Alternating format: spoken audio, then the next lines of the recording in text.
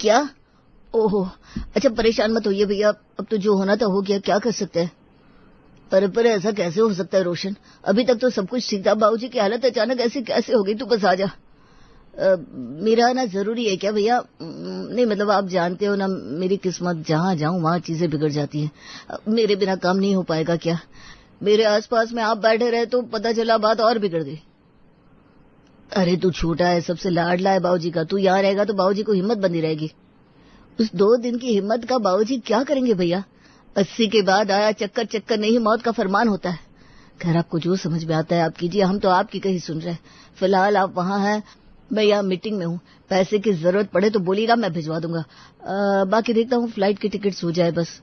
ये कहकर रोशन फोन रख देता है। सब ठीक तो है ना रोशन? बड़े घबराए हुए लग रहे हो तुम।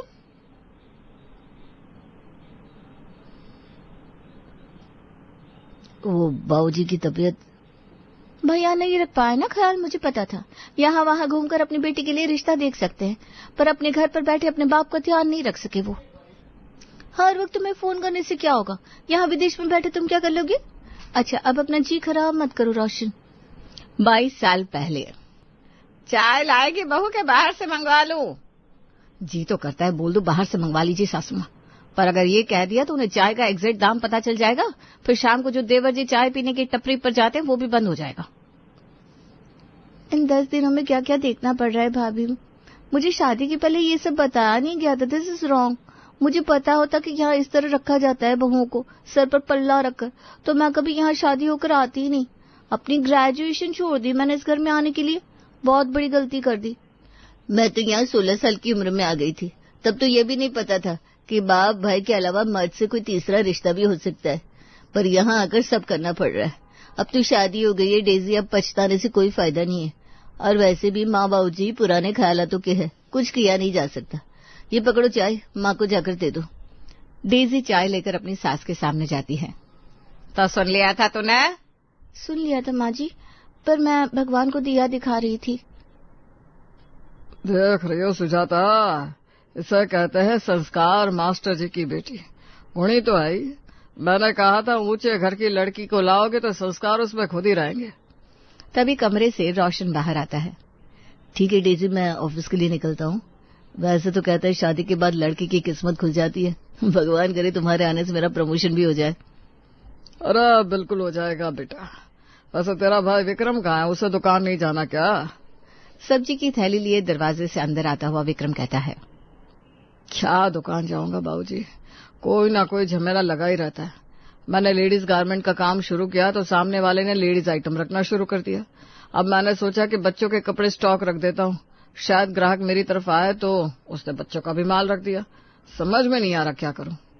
अरे बेटा धंधे में ये चीजें तो होती रहती है, कभी कम कभी ज्यादा, ऐसे हिम्मत नहीं हारते। पर इस बार तो माल के पैसे आपसे लिए ना मैंने माँ, तो चुकाने की अलग टेंशन लगी हुई है। अरे तू तो ऐसे बोल रहा है जैसे मैं तेरे सर पर खड़ी हूँ पैसे लेने के लिए। हड़बड़ाने की कोई बात नहीं है, पैसे जुटे तो दे देना वरना मत देना। ये सुनते ही डेजी फौरन अपने कमरे में जाती है। उसके पीछे रोशन भी कमरे में जाता है। तुम्हें आगे की पढ़ाई करने के लिए पैसे नहीं मिल रहे, पर तुम्हारे भैया को बिजनेस करने के लिए पैसे आराम से मिल रहे हैं। ये क्या बात हुई? मुझे लगा कि 3-3 घर दिखाकर सिर्फ मेरे ही घर वालों के साथ धोखा किया गया है, पर यहाँ तो तुम्हारे साथ भी धोखा हो रहा है। वही तो सुन के मैं हैरान हूँ। भैया ने मुझे बताया था कि उनके काम में मदद किसी दोस्त ने की है। मतलब भैया का वो दोस्त कोई और नहीं, माँ है, जिन्होंने उन्हें 5 लाख की मदद की। 7 लाख में तो मेरा काम हो जाता। डिग्री ले लेता मैं तो बॉस के प्रमोशन के लिए इस तरह हाथ पैर तो नहीं जोड़ने पड़ते। मेरे मायके से भी कम दहेज नहीं आया था। मुझे लगता है सब मिलाकर माँ जी ने जेठ जी की मदद कर दी। मेरे आने से तुम्हारे भाग्य तो जाग ही गए थे, पर तुम्हारी माँ खुद तुम्हारा भाग्य सुलाने में लगी है। क्या करूँ उसका? ये था सुजाता का परिवार, जहाँ वो अपने 3 बेटे, बहुओं और पोते पोतियों के साथ रहती थी। एक दोपहर रोती हुई शेफाली स्कूल से आती है। अरे मेरा बच्चा क्या हुआ, रो क्यों रही है? किसी ने कुछ बोला क्या? रोने तो क्या करूं मम्मी, मैं कहा 3rd आती थी, आज हिंदी में 1 मार्क्स के लिए फेल होने से बची हूँ। ये सुनने की देर थी कि विनीता शेफाली पर थप्पड़ों की बरसात देती है। अरे छोड़ दे बहू, अब जान से मार देगी क्या उसको? बच्ची तो है और फेल थोड़ी ना हुई है, फेल होने से बच गई है। तो आपको ये बात बर्दाश्त नहीं हो रही कि फेल होने से बच गई आपकी पोती? कहा, मैंने सोचा था इस बार अगर फर्स्ट आ गई तो उसे स्कॉलरशिप मिल जाएगी, पर हमारी किस्मत में 2 पैसे जोड़ना लिखा ही कहाँ है? मेरी बात तो सुनो मम्मा, मैं तो पढ़ाई करती थी, पर आपको दिखता है ना घर में कितने सारे लोग हैं, हर वक्त टीवी चलती रहती है, मैं बिल्कुल नहीं पढ़ पाती। कभी पानी लाओ, कभी चाय, दादी का ये चलता ही रहता है। पता है मुझे शेफाली, सब पता है, पर क्या करूं मैं? किसी और को तो मार नहीं सकती, किसी और पर तो बस नहीं चलता ना मेरा। इस घर में तो बेटा इसीलिए तुझ पर हाथ उठा बैठी, कर्म फूट गए तेरी माँ के। सोचा था एक बीज पेट में पड़ गया है, कम से कम इससे तो अच्छी परवरिश दूंगी, पर नहीं ना, वहां न बाप का धंधा सही चल रहा है, ना यहाँ बेटी की पढ़ाई हो पा रही है। और इस तरह विनीता उस बीज को बो देती है जिसको बोने की कोशिश वो कई सालों से कर रही थी। बिना खाए पिए पूरे 2 दिन विनीता अपने कमरे में ही पड़ी रहती है। बिल्कुल इसी तरह अड़ी रहना तुम। मेरे बच्चों का भविष्य कोई मजाक है क्या? आज मुझे भी पढ़ने के लिए मुंबई भेज दिया होता पिताजी ने तो मैं भी रोशन की तरह अच्छी खासी तनख्वाह उठा रहा होता, पर नहीं, यहाँ धंधे पर बैठना पड़ रहा है। मैं अपने बच्चों को इस दिन से नहीं गुजरने दूंगा। सीमा के ससुराल के हालात बदल रहे थे। विनीता ने बात छेड़ ही दी थी तो कुछ दिनों में डेजी को भी बोलने का मौका मिल जाता है। मैं बेटा हूं, अगर मैं सामने जाकर ऐसा कुछ बोलूंगा तो सही नहीं लगेगा। अरे तुम बहू हो इस घर की, अगर भाभी अपने के लिए बोल सकती तो तुम क्यों नहीं? आगे जाकर तुम भी तो माँ बनोगी, अपने बच्चे के भविष्य की सोचो। बात तो मैं माँ जैसे करूंगी, पर बड़ी भाभी की तरह नहीं, सबके सामने बुरा नहीं बनना मुझे। कितना ड्रामा किया भाभी ने, क्या हुआ? भैया ने सभी के सामने मम्मी जी की ही साइड ले ली। इस ठंडे मक्खन को काटने के लिए छुरी को जरा गर्म करना ही सही होगा। एक सुबह डेजी अपनी सास के कमरे से होती हुई दरवाजे तक सिसकती आती है। अरे बहू क्या हुआ? ये डेजी रो रही थी क्या? सुजाता डेजी के पीछे घर के दरवाजे तक जाती है। क्या हुआ बहू, तू ठीक तो है? मुझे क्या होगा मम्मी जी, आप अंदर बैठी, मैं झाड़ू लगा के आती हूँ। रात को जब पवन छत पर जा रहा था तो डेजी पहले ही छत पर जाकर बैठ जाती है और फूट फूट कर रोने लगती है। अरे बहू बता क्या बात हुई? रोशन ने कुछ बोला क्या? मैं अभी उसे ठीक करता हूँ। इन्हें नौकरी से निकाल रहे पापा जी। ऑफिस वाले कह रहे 10 लाख की घूस दो, नहीं तो जॉब छोड़ दो। मैंने कहा इन्हें कहीं और नौकरी पता कीजिए, और इन्होंने किया भी, पर आजकल बिना नोटों के कुछ नहीं होता। बाहर से ये हंसते हुए दिख रहे, पर इनके मन की दशा ऐसी है। मेरे सुहाग को कुछ नहीं होना चाहिए पापा जी। हमारे कुएं के पास वाली जमीन है ना, वो एक बार बेचकर मुझे पैसे उधार दे दीजिए, मैं आपको सूद समेत लौटा दूंगी, ये मेरा वादा है। पैसे लेकर डेजी के साथ रोशन मुंबई शिफ्ट हो जाता है और अपनी आगे की पढ़ाई करने लग जाता है। यहाँ अपनी बेटी के भविष्य का हवाला देकर विनीता और विक्रम भी दूसरे घर में शिफ्ट हो जाते हैं और पवन और सुजाता के साथ रह जाते हैं मोहित और सीमा। ये खिड़की फिर तूने बंद कर दी रितिका, मेरा जी घुटता है। खिड़की मैंने नहीं, दादी माँ ने बंद की है मम्मी। किसी को सुननी नहीं इस घर में मेरी। अभी तबीयत खराब हो जाएगी तो पैसे निकलने लगेंगे। अपनी बहू की आवाज सुनकर कमरे से सुजाता बाहर आती है। ये तेरा घर नहीं है जो हुक्म चला रही है? खिड़की भलाई के लिए बंद की है। सुबह सुबह झाड़ू मेरा बेटा लगाता है, बेकार में खिड़की खुली रहेगी तो घर में मिट्टी हो जाएगी। पता है मुझे माँ जी की मिट्टी हो जाएगी, पर मिट्टी साफ हो सकती है। अरे ये नहीं तो मैं कर दूंगी, पर मेरी तबीयत बिगड़ गई तो इस घर का क्या होगा? एक टांग पर खड़ी रहकर काम करती हूँ मैं। आजकल बीपी कितना हाई रहता है मेरा। बंद खिड़की दरवाजों को देखकर बहुत ज्यादा घुटन होने लगती है। देख मुझे मत सुना, जल्द ही मेरा रोशन मुझे अपने साथ मुंबई ले जाएगा। तेरे पीछे बैठी नहीं रहूंगी मैं, फिर खोलती बंद करती रहना खिड़कियां। वो कहते हैं ना, जो बच्चे अपने पेरेंट्स के लिए सब कुछ छोड़कर उन्हें चुनते हैं अक्सर उन्हें ही नाकारा समझा जाने लगता है। ऐसा ही कुछ सीमा और मोहित के साथ हो रहा था। कुछ सालों बाद एक रात पूरा परिवार खाने के टेबल पर बैठा हुआ था। आज एक जान पहचान वाला बता रहा था कि रोशन विदेश चला गया। हाँ, तो इसमें हैरानी की क्या बात है, मुझे तो पता ही था। आपको पता था बाबूजी, आपने बताया नहीं? अरे सब तुझे ही बता दे क्या? एक वो है विदेश में बसने की सोच रहा है, एक तू है जो यहाँ से वहाँ काम ढूंढता रहता है।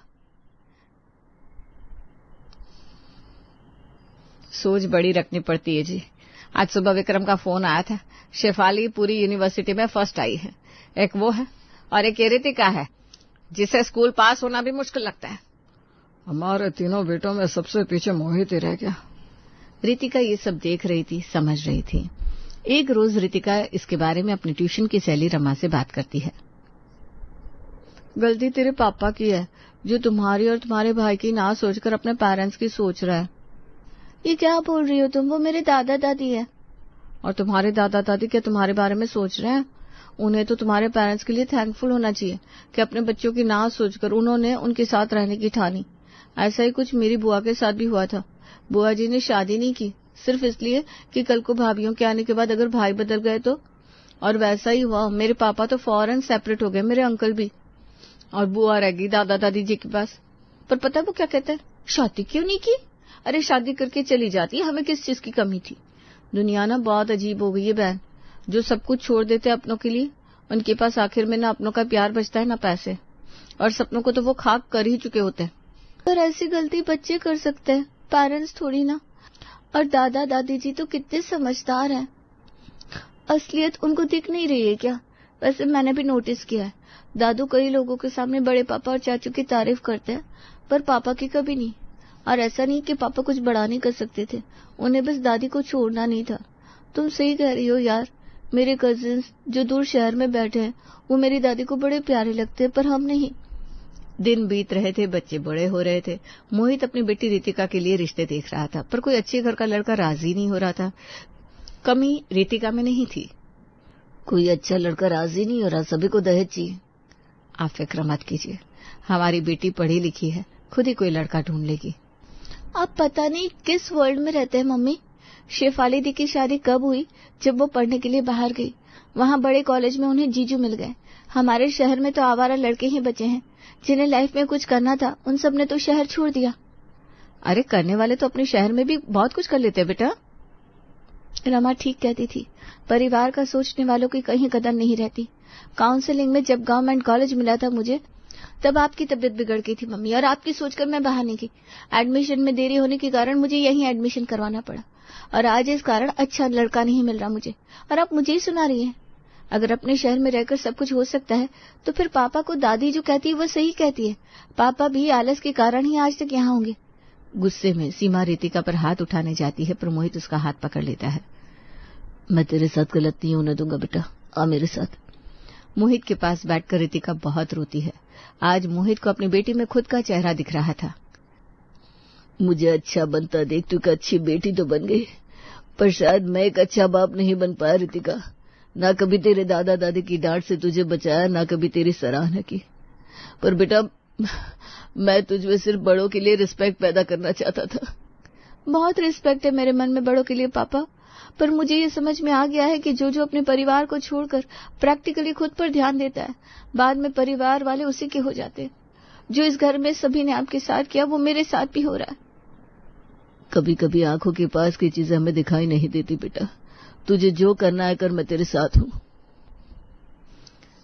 अपने माँ बाप के तानों के बीच पला मोहित अपने बच्चों के साथ अब ऐसा बिल्कुल नहीं होने देता। उन्हें किसी चीज की कमी नहीं होने देता। इतना क्यों कर रहे हैं आप अपनी बेटी के लिए? कल को ये ब्याह कर दूसरे घर में चली जाएगी, अपने बेटे की तो सोचिए। भरे हुए कुएं में एक लोटा पानी डालना बहुत आसान होता है सीमा, पर एक लोटा पानी एक खाली बाल्टी के लिए ज्यादा होता है। तुम्हारी तबीयत खराब थी ना पिछली रात, फिर भी तुम्हारा बेटा अपने दोस्तों के साथ क्लब गया, और यहाँ तुम्हारी बेटी सब कुछ छोड़ छाड़ कर दिन रात तुम्हारे पास रहती है। मेरे पास जो भी है उस पर ज्यादा हक हमेशा मेरी रितिका का रहेगा। भले माँ बाबूजी ने मेरी कदर नहीं की, पर मैं वो गलती नहीं करूंगा, ना तुम्हें करने दूंगा। एक रोज अचानक पवन को चक्कर आ जाते हैं और वो लड़खड़ा जाता है। अब कैसे गिर गया जी? मैं अभी विक्रम को फोन लगाती हूँ, गाड़ी लेकर आएगा वो। सुजाता विक्रम को फोन लगाती है, पर वो फोन उठाता ही नहीं। तभी सीमा वहां आती है और ससुर जी की हालत ऐसी देखकर फौरन उन्हें अस्पताल ले जाने के लिए निकल पड़ती है। अरे बाबू, विक्रम को फोन मिला, उसे बड़े अच्छे अच्छे डॉक्टरों से पहचान है। आपने मिलाया था ना फोन? फोन उठाया क्या जेठ जी ने? बड़ा डॉक्टर आएगा, बड़ा डॉक्टर आएगा, इस चक्कर में क्या तबीयत बिगड़ने देंगे हम बाबूजी की? एक बार पास के अस्पताल में ले चलते हैं, उसके बाद आपको विदेश से डॉक्टर बुलवाना हो तो बुला लीजिएगा। हॉस्पिटल में जब तक सीमा पहुंचती है, मोहित बेड अरेंज करवा देता है। हड़बड़ी में पवन को स्ट्रेचर पर लिटाया जाता है। अरे नर्स मैडम, मेरे रोशन को बुला दीजिए, वो विदेश में रहता है, उसे बहुत जानकारी है। ये मोहित गलत इलाज करवा देगा मेरा। जब मोहित देखता है कि उसके पापा क्या चाहते हैं, तो वो फौरन विक्रम और रोशन को बारी बारी से फोन मिलाता है। देखिए देवर जी, बात यह है कि माँ जी और बाबूजी के साथ रहने का फैसला आपने किया था, हमने तो आपको जबरदस्ती नहीं की थी। अब हम आए हुए हैं अपनी बेटी की खुशी में शरीक होने में। ऐसे में पता चला वहाँ बाबूजी को कुछ हो गया तो हमारी बेटी का तो सगुन बिगड़ जाएगा ना। भगवान न करे अगर कुछ 19-20 हो भी गया तो इस बीच में हमें फोन मत कीजिएगा, ओके? यहाँ से इंडिया की फ्लाइट के दाम पता है आपको भैया? कोई मजाक है क्या? वैसे भी मेरे बेटे की ग्रेजुएशन का रिजल्ट है, मैं कोशिश करता हूँ आने की, बाकी बाबूजी ने सिखाया है, आत्मा उड़ते ही शरीर किसी काम का नहीं रह जाता। पवन को सिर्फ चक्कर आए थे, पर उसके दोनों बेटों ने उसे पहले ही मरा हुआ समझ लिया था। मोहित जैसे ही फोन नीचे रखता है, पीछे खड़ी सुजाता उसके कंधे पर हाथ रखती है। मेरा सबसे लायक बेटा। लीजिए बुआ जी, ये मेरे बनाए ब्रेड पकौड़े भी तो खाइए, और ये मेरी बनाई हुई पापड़ी चाट भी। तुम भी लो ना रिद्धि, तुम तो एकदम लकड़ी जैसी सूखती जा रही हो, थोड़ा ज्यादा खाना खाया करो। अरे भाभी, क्या आप दोनों ने खिला खिला कर हमें एक दिन में ही मोटा करने का प्लान बनाया है? सही कह रही है रिद्धि, हम दोनों का पेट तो एकदम भर गया है। अरे रमा, बड़ी अच्छी बहुएं हैं तेरी, कितना ख्याल रखती हैं सबका। अरे इतनी अच्छी है तो अपने साथ ले जाओ ना दीदी, वैसे भी मैं तंग आ चुकी हूँ दोनों से। हैं? ऐसा क्यों कह रही हो रमा, इतनी प्यारी प्यारी बहुएं तो हैं तेरी। अरे ये सब तो दिखावा है दीदी, दिखावा।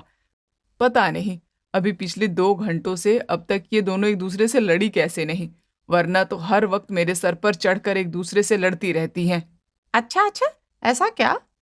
रमा बुआ जी की बात का जवाब देती इससे पहले ही संगीता कहती है, क्या अभी माँ जी? अरे बुआ जी, ये माँ जी को तो मजाक करने की आदत है, आप इनकी बात पर ज्यादा ध्यान मत दीजिए। हाँ सही कहा संगीता ने, ये तो हमेशा ऐसे ही मजाकिया मूड में रहती हैं। भला आपको देख के लगता है कि हम कभी लड़ भी सकते हैं? नहीं नहीं, मुझे तो ऐसा बिल्कुल नहीं लगता। वाह वाह, दोनों देवरानी जेठानी का प्यार तो देखो, कोई आ जाता है तो दोनों कैसे एकजुट हो जाती हैं, और इतना एकजुट हो गई कि मेरे खिलाफ ही बोलने लगी। अरे तुम सब अपनी सास बहू की नोकझोंक बंद करो और चलो जरा मेरा हाथ धुलवा दो। हाँ हाँ बुआ जी, चलिए रसोई में ही चलकर हाथ धो लीजिए, वो आज वॉश बेसिन नल थोड़ा खराब हो गया है। अच्छा ठीक है जी, चलो हम रसोई में ही हाथ धुल लेंगे, उसमें क्या। हाँ हाँ मैं भी चलती हूँ माँ, मेरा भी खाना बस हो ही गया। अरे तुम तो बहुत कम खाती हो रिद्धि, खैर आओ हमारे साथ आओ। पुष्पा बुआ जी और रिद्धि को रसोई में ले जाती है और पीछे से संगीता सब जूठे बर्तन ले आती है, लेकिन रसोई को देखकर बुआ जी कहती हैं, हाय इनकी रसोई तो देख रिद्धि। हाँ माँ। बुआ जी का ऐसा व्यंग सुनकर तो संगीता और पुष्पा दोनों दंग रह जाते हैं, मगर वो कुछ कहते इससे पहले ही रिद्धि कहती है, अरे माँ जल्दी घर चलो, मेरे कॉलेज से नोटिस आई है कि मुझे एक प्रोजेक्ट बनाना है, चलो ना जल्दी चलो। अच्छा अच्छा चल रिद्धि। हाथ धोकर रिद्धि और उसकी माँ वहां से चले जाते हैं और संगीता पुष्पा एक दूसरे की शक्ल ताकती रह जाती हैं। ये क्या था दीदी, ये बुआ जी ने रसोई को देखकर ऐसा क्यों कहा कि हाय इनकी रसोई तो देखो? वही तो मैं भी सोच रही हूँ। दोनों देवरानी जेठानी रसोई को ध्यान से देखने लगती हैं। जरूर उन्होंने जूठे बर्तन देखकर बोला होगा, मैंने तुझे कहा था ना कि खाना बनाकर तुरंत जूठे बर्तन धो दिया कर। नहीं दीदी, मुझे तो लगता है उन्होंने ये जो आपने मसाले के डब्बे इस तरह से सजाए हुए हैं ना, उन्हें देखकर बोला। आखिर ऐसा कौन मसाले के डब्बे एक के ऊपर एक सजाता है? मैं तो हमेशा ही कहती थी कि ये इस तरह बड़े बेकार लगते हैं। लो अब दूसरों ने भी कहना शुरू कर दिया। बकवास मत कर संगीता, आजकल सब लोग इसी तरह से एक जैसे मसाले के डब्बे खरीदते हैं और एक के ऊपर एक सजा कर रखते हैं। मुझे तो लगता है तूने ये जो फ्रिज का ऐसा हाल किया है ना, इसमें ये देखो कितने सारे अजीब अजीब से स्टिकर और पता नहीं क्या क्या लगा रखा है। अरे ये पेंटिंग मैंने खुद बनाई है दीदी, और ये इस फ्रिज पर एकदम सुंदर लगती है। आपका ही टेस्ट खराब है अगर आपको ये फ्रिज की डेकोरेशन अच्छी नहीं लग रही है तो। संगीता ने फ्रिज पर अपनी बनाई हुई छोटी छोटी पेंटिंग और स्टिकर्स लगा रखे थे। वहीं पुष्पा ने रसोई के मसालों के डिब्बों को अजीब ढंग से सजा रखा था। उनकी लड़ाई की आवाजें सुनकर उसकी सास रमा वहां आ जाती है। अरे क्या चल रहा है? जानती ही थी मैं, जैसे ही मेहमान जाएंगे वैसे ही तुम लोगों का ये लड़ाई झगड़ा फिर से शुरू हो जाएगा, हर बार की तरह। अरे नहीं माँ जी, ऐसा कुछ नहीं है। लेकिन आपको पता है बुआ जी ने रसोई को देखकर क्या कहा? ऐसा क्या कह दिया कि तुम दोनों बिल्लियों की तरह एक दूसरे से खिसियाने लगी? उन्होंने रसोई को देखा और ऐसे कहा, हाय इनकी रसोई तो देखो, और फिर चली गईं। है? ऐसा कहा? ये तो बड़ी अजीब बात है। हाँ माँ जी, इसलिए हम ये सोच रहे थे कि उन्होंने रसोई में क्या देखकर ऐसा बोला होगा। अरे मुझे तो लग रहा है कि उस वक्त तुम दोनों यहाँ रसोई में खड़ी थी ना, इसलिए उन्होंने तुम दोनों को देखकर ही बोला होगा कि छी छी, हाय इनकी रसोई में खड़ी इनकी बहुओं को तो देखो। माँ जी, ये मजाक का वक्त नहीं है, हम बहुत सीरियस हैं। मुझे तो पूरा यकीन है ये जो फ्रिज की हालत है ना, इसलिए बुआ जी ने रसोई को देखकर ऐसा कहा होगा। अरे अगर उन्हें रसोई इतनी बुरी लगी तब तो वो बाहर जाकर दूसरों को भी बताएंगी और फिर समाज में हमारी क्या इज्जत रह जाएगी। फिर सब बोलेंगे कि हाय रमा के घर की रसोई तो देखो। अच्छा, ऐसा कहेंगे? हाँ माँ जी, ऐसा ही कहेंगे। लेकिन दीदी, बुराई फ्रिज में नहीं, उन मसालों के डब्बों में है। और ये देखिए, आपने ये चूल्हा किस तरह से साफ किया हुआ है, ये तो इधर होना चाहिए था, फ्रिज के पास। दोनों बहुएं फिर से एक दूसरे से बहस करने लगती हैं। अरे अरे, अब अगर तुम्हें पता चल ही गया है कि रसोई में दिक्कत है तो ऐसे बिल्लियों की तरह लड़ने के बजाय उसे ठीक कर दो ना। क्या ये ज्यादा आसान नहीं होगा? हाँ, अब और क्या ही कर सकते हैं, यही करेंगे। चलो सबसे पहले तो दीदी आप बर्तन धो दीजिए, अभी वहीं से शुरू करते हैं। अच्छा, तो तुम ऑर्डर दोगी और मैं काम करूं? तुम मुझे क्या बता रही हो? अरे इतना ही है तो तुम जाओ ना बर्तन धोने। बस बस, आपकी इन्हीं हरकतों के कारण आज एक बाहर वाला आया और हमें ऐसा बोलकर चला गया। अगर आप मेरी बात मानकर ठीक से काम करें तो ऐसा कभी ना हो, लेकिन आपको तो सुननी ही नहीं है। अरे सिर्फ उम्र से बड़ी होने से कुछ नहीं होता, जो ज्यादा समझदार हो उनकी बात सुननी चाहिए। अरे तो मैं तेरी बात क्यों सुनूं? तू कौन सी समझदार है, और आज तक तेरी जैसी बहानेबाज नहीं देखी मैंने।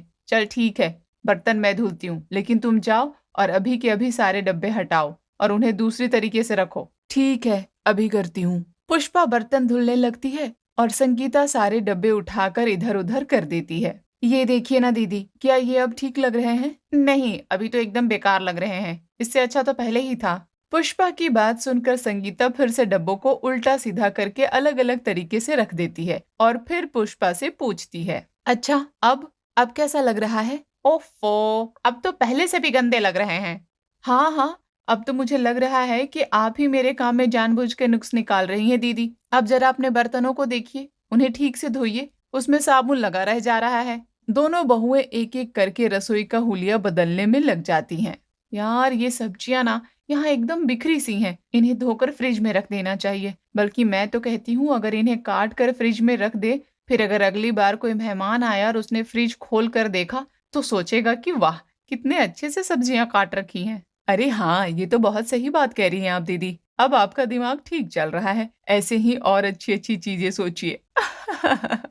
Thank you. अच्छा, और मैं क्या कहती हूँ, अगर हम बर्तन वाला स्टैंड यहाँ से हटाकर वहाँ कर दे तो हमारी रसोई में ऐसा लगेगा कि बहुत ज्यादा जगह है। क्या कहती हैं? अरे हाँ, बिल्कुल ठीक कहा तुमने, मगर उसके लिए ना एक काम करना पड़ेगा, हथौड़ा लाकर कील वहाँ उस कोने में ठोकनी पड़ेगी, तभी ये स्टैंड वहाँ पर लग पाएगी। हाँ तो मैं अभी लेकर आती हूँ ना, रुकिए आप, बस मैं अभी आई। आज तो चाहे जो हो जाए, रसोई की हालत तो ठीक करके ही रहूंगी। संगीता स्टोर रूम से हथौड़ा लेकर आती है और फिर दोनों देवरानी जेठानी रसोई की ठोक पीटी और मरम्मत में लग जाती हैं। जब रमा आकर उन्हें देखती है तो कहती है, अरे ये सब क्या हो रहा है? सामान इधर उधर करके रखने तक तो ठीक था, मगर ये कील ठोकना? अरे आज के आज तुम दोनों रसोई का रेनोवेशन कर ही डालोगी क्या?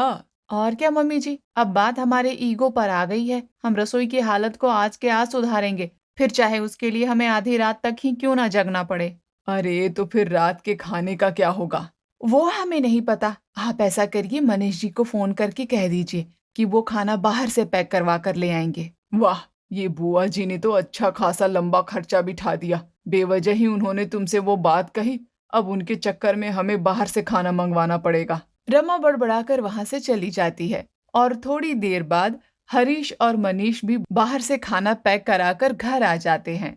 ये लो माँ, आपने खाना पैक करवा कर लाने को कहा था ना, मैं ले आया। लेकिन ये सब क्यों कर रहे हैं? आपने बाहर से खाना क्यों मंगवाया? यहाँ अपने घर में कोई तूफान आया है क्या? अरे बेटा, घर में नहीं, सिर्फ रसोई में। ये दोनों वीरंगनाएं आज रसोई का हुलिया बदलने में लगी हैं।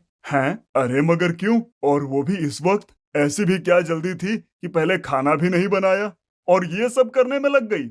वो तो तुम इन्हीं दोनों से पूछो। मैं तो थक चुकी हूँ इस घर के तमाशे देख देख कर। मेरा तो मन करता है कि पहाड़ों पर जाकर बस जाऊं ठंडी हवा में। ओफो माँ, क्या आप भी कैसी बातें करती हो। और पुष्पा, संगीता, अरे बताओ भी आखिर क्या बात है। अरे वो आज बुआ जी और रिद्धि घर पर आए थे और आपको यकीन नहीं होगा कि उन्होंने हमारी रसोई देखकर क्या कहा। क्या? ऐसा क्या कहा?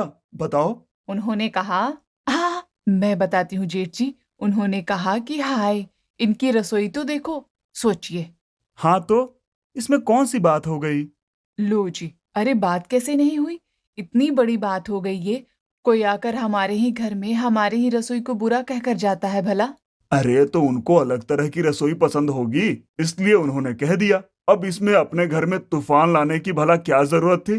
तुम औरतें भी ना कुछ भी करती हो, वाकई में। हरीश की बात संगीता और पुष्पा दोनों को ही पसंद नहीं आई। देखिए, आपको तो घर पर रहना ही नहीं होता, ना ही घर के एक भी काम करने होते हैं, तो आपको क्या ही फर्क पड़ेगा हमसे। लेकिन हम अपने काम में एकदम निपुण हैं और आप ये कभी नहीं समझेंगे। छोड़िए दीदी, इन लोगों से बहस करके हम अपना समय ही बेकार कर रहे हैं। चलिए हम चलकर वापस से रसोई ठीक करने में लग जाते हैं। सही कहा। वाह वाह, जरा एक तो देखो इनकी। वैसे तो एक दूसरे को फूटे आंख नहीं बर्दाश्त कर पाती, लेकिन आज किसी तीसरे ने कुछ कह दिया है तो दोनों एक हो गई हैं। गजब। अरे क्या गजब हो गया, हमें भी तो बताओ। पीछे से बुआ जी घर में आ जाती हैं और उन्हें वहां देखकर सब चौंक जाते हैं। अरे दीदी, आप क्या हुआ? आप वापस आई, वो भी इतनी रात को? सब ठीक तो है ना? अरे हाँ हाँ, सब ठीक है रमा। वो दरअसल बात ये है कि रिधि को जो प्रोजेक्ट अचानक से बनाना था ना, उसके लिए कुछ सामान चाहिए था और घर पर सामान था नहीं। रात काफी हो गई थी तो हमारी तरफ की सब दुकानें बंद हो गई थी, इसलिए मुझे यहाँ वापस आना पड़ा। और जब तक दुकान वाला सामान निकाल रहा था, मैंने सोचा मनीष और हरीश से मिल लूं। दिन में मिली नहीं थी ना। हाँ हाँ, बहुत अच्छा किया बुआ जी। वैसे दिन में आपने जो भी किया था ना, उसका खामियाजा हम अभी तक भुगत रहे हैं। क्या क्या मतलब बेटा? मैंने क्या कहा? अरे अरे कुछ नहीं, ये तो ऐसे ही कुछ भी बोलता है। आप इसकी बात मत सुनिए दीदी, और आइए बैठिए। अभी अभी मनीष और हरीश बाहर से खाना पैक करा कर लाए हैं, आप भी हमारे साथ ही खाकर जाइए। क्या? मगर खाना बाहर से क्यों? ये अपनी रसोई में क्यों नहीं बनाया खाना? बुआ जी की नजर अचानक से रसोई पर पड़ती है और रसोई की हालत देखकर बुआ जी के तो होश ही उड़ जाते हैं। ये क्या हो गया?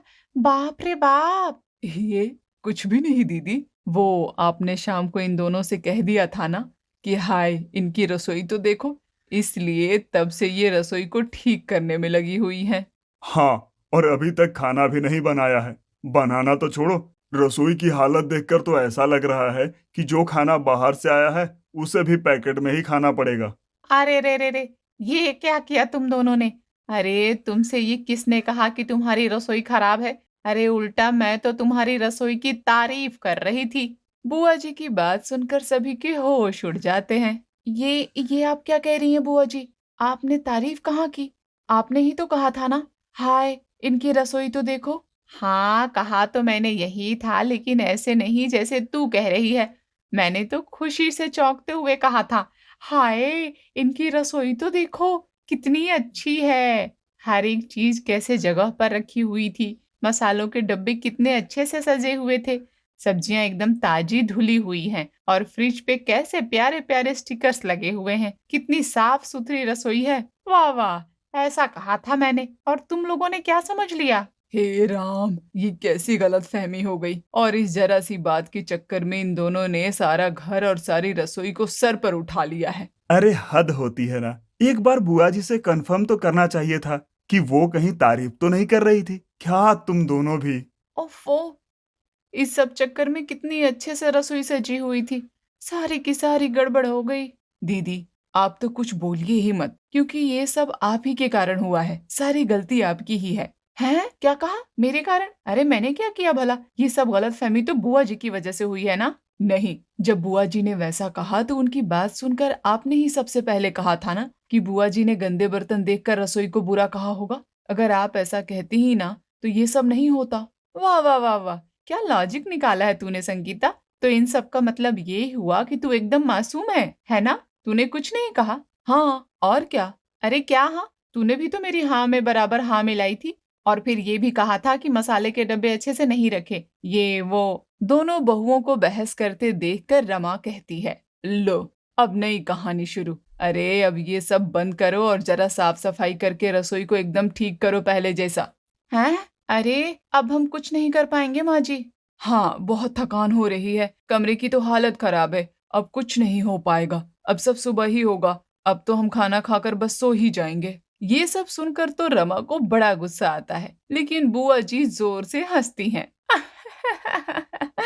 वाह वाह वाह रमा, मान गए, बड़ी अलबेली है तेरी बहुएं। चलो भाई मैं तो चलती हूँ। जाते जाते बुआ जी घर के मंदिर की तरफ देखती हैं और हंसते हुए कहती हैं, हाय इनकी मंदिर तो देखो, और अपने घर चली जाती हैं। ये सब देखकर रमा के परिवार वाले एक साथ हंसते हैं।